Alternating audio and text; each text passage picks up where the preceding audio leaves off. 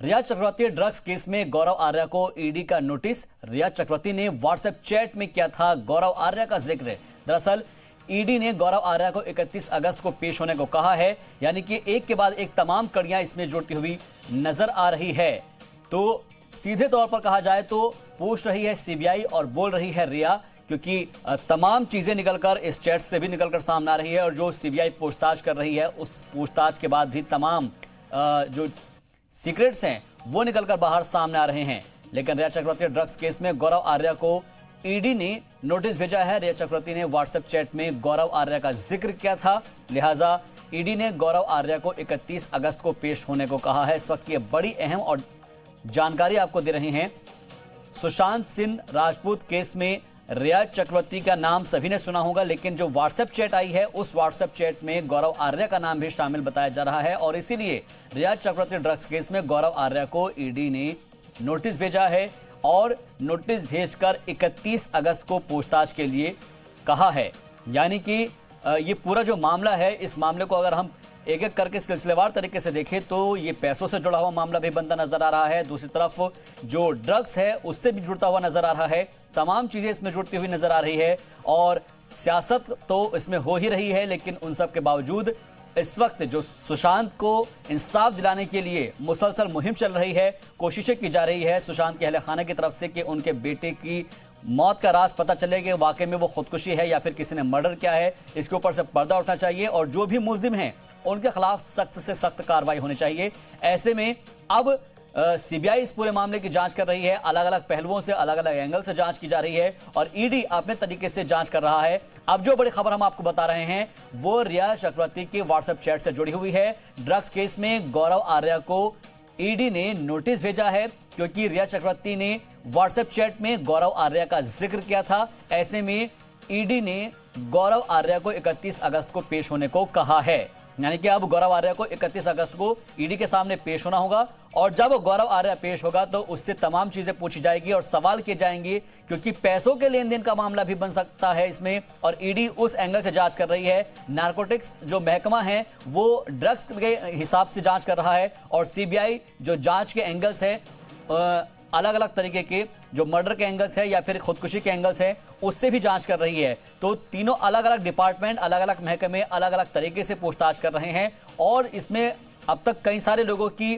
पूछताछ में तमाम चीजें निकलकर सामने आई हैं और कई सारे इल्जामात जो हैं वो सुशांत सिंह राजपूत के वालिद की तरफ से भी लगाए गए हैं कि रिया चक्रवर्ती उनके बेटे को जहर दे रही थी, धीमा जहर दे रही थी। ये इल्जामात सुशांत सिंह राजपूत के वालिद की तरफ से लगाए गए हैं। हालांकि रिया चक्रवर्ती की तरफ से भी तमाम बयान सामने आए हैं। और सीबीआई की पूछताछ जो होगी उस पूछताछ के अंदर क्या निकलकर सामने आएगा रिया से, ये भी देखना बेहद दिलचस्प होगा, क्योंकि रिया क्या कुछ कहती है, क्या उसका जो बयान है वो एक रहता है, वो अपने बयान पर कायम रहती है और उसके साथ जो चैट हुई है वो कौन कौन लोग उसमें शामिल है, कौन कौन लोग मुलविस है, ये तमाम ऐसे पहलुओं हैं जिसके ऊपर फिलहाल सीबीआई पूछताछ कर रही है और रिया को जवाब देना होगा हर एक उस चीज का जो कि उस सवाल का जो कि सीबीआई पूछ रही है और सीबीआई जानने की कोशिश कर रही है कि इसके पीछे आखिर कौन कौन लोग शामिल है और अगर वाकई में सोची समझी ये प्लानिंग है तो उसमें कौन कौन लोग मुलविस है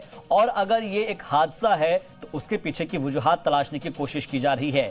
सीबीआई का सबसे मेन मोटिव यही है कि इस चीज को तलाशा जाए कि इसके पीछे की वजूहात क्या है, क्या आखिर वजह रही थी कि ये सुसाइड रही है, सुसाइड की गई है, खुदकुशी की गई है और अगर ये सुसाइड नहीं है तो मर्डर है और अगर मर्डर है तो किसने किया है, क्यों किया है, उसके पीछे कौन कौन लोग शामिल है।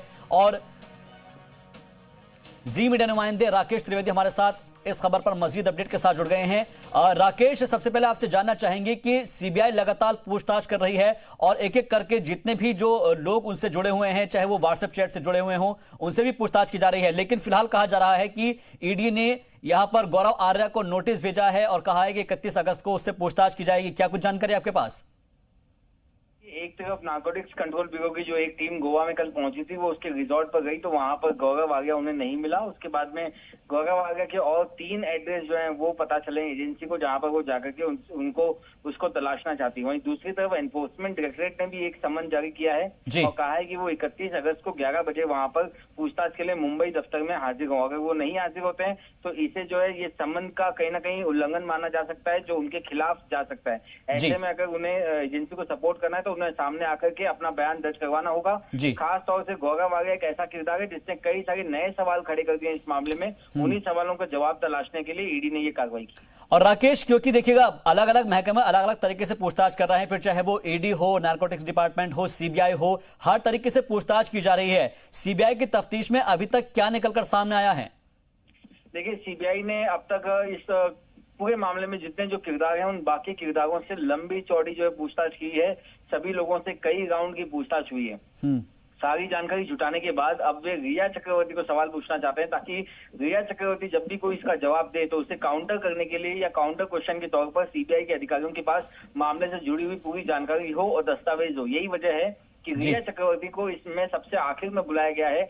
ऐसे में हमें जानकारी ये मिल रही कि आज सुबह जब 10:30 बजे रिया चक्रवर्ती वहां पहुंची, 11 बजे के आसपास जो है उनसे पूछताछ की शुरुआत हुई, जिसमें एक महिला सीबीआई अधिकारी के समेत कुल 4 अधिकारी जो हैं वो पूछताछ कर रहे हैं, जिनमें से एक अधिकारी जो है वो सिर्फ रिया चक्रवर्ती के बॉडी लैंग्वेज को स्टडी करने के लिए, रीड करने के लिए भी वहां पर मौजूद है। ये जो जांच है ये 8 से 10 घंटे तकरीबन तक चल सकती है और जरूरत पड़ने पर रिया चक्रवर्ती को कल दोबारा भी जो है पूछताछ के लिए बुलाया जा सकता है। ऐसे में शिकंजा जो है रिया चक्रवर्ती पर ये और कसता जा रहा है, ये कहना गलत नहीं होगा।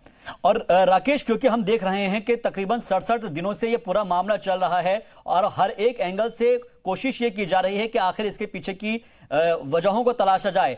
ऐसे में रिया चक्रवर्ती की जो बॉडी लैंग्वेज के लिए आप कह रहे हैं कि अलग से एक शख्स है, जाहिर सी बात है कि हर एक चीज को परखना बेहद जरूरी होगा, क्योंकि कोई इंसान झूठ बोल रहा है या उसके पीछे उसका मकसद क्या रहा है, मोटिव क्या रहा है, ये कम से कम बॉडी लैंग्वेज से कुछ समझ में आ सकता है।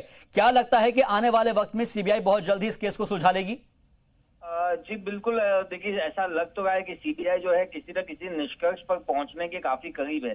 हालांकि हमारी जो सोर्सेज हैं ये बता रहे हैं कि सीबीआई अब तक इस मामले में कोई मौत में फाउल प्ले जो है वो नहीं देख रही है या फिर हत्या की जो आशंका है उसे वो टाल रही है। हालांकि उन्हें ये जरूर लग रहा है कि ये एक आत्महत्या का ही मामला है, लेकिन आत्महत्या के लिए क्या उकसाया किसने, क्या वाकई में रिया चक्रवर्ती ही वो जिम्मेदार है जिसने ये उकसाया, ये एक विशेष जांच है। और दूसरी तरफ जो जितनी भी पूछताछ जब तक हुई है उसमें निश्चित तौर पर ये ऐसा महसूस जरूर हो रहा है, सूत्रों का दावा है कि सीबीआई जो है किसी निष्कर्ष पर पहुंचने के लिए बस एक कदम दूर है।